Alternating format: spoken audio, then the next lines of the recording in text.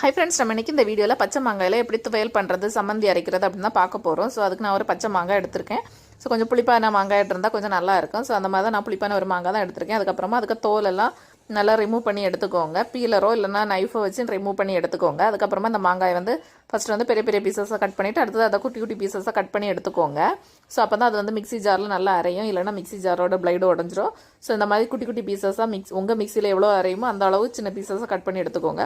இதுக்கப்புறமா இதில் என்னெல்லாம் ஆட் பண்ணணும்னா, மாங்காய்க்கு ஈக்குவலாக தேங்காய் எடுத்துக்கோங்க. அதுக்கப்புறமா ஒரு 4-5 சின்ன உள்ளி, அப்புறமா ஒரு சின்ன துண்டு இஞ்சி, அப்புறம் 5 வற்றல் இவ்வளோ எடுத்துக்கோங்க. வற்றலை சுட்டு எடுத்துக்கோங்க. அப்போ தான் அது டேஸ்ட்டு நல்லாயிருக்கும். ஸோ நம்ம இப்போ வற்றலையும் சுட்டாச்சு. இனி இது எல்லா இன்க்ரீடியன்ஸுமே நம்ம மிக்ஸி ஜாரில் ஆட் பண்ணிவிட்டு அதுக்கப்புறமா இதில் தேவையான அளவு சால்ட் ஆட் பண்ணிக்கோங்க. ஆட் பண்ணிவிட்டு இப்படி குறைன்னு அரைச்சி எடுத்துக்கோங்க. இப்போ நம்ம டேஸ்ட்டான பச்சை மாங்காய் சம்மந்தி ரெடி ஆகியாச்சு. நீங்களும் இந்த ரெசிபி உங்கள் வீட்டில் ட்ரை பண்ணி பாருங்கள். நல்லா டேஸ்ட்டாக இருக்கும். Thank you friends. என்னோட அப்டேட் உங்களுக்கு பிடிச்சா லைக் பண்ணுங்கள், ஷேர் பண்ணுங்கள், மறக்காம நம்ம சேனலை சப்ஸ்கிரைப் பண்ணுங்கள்.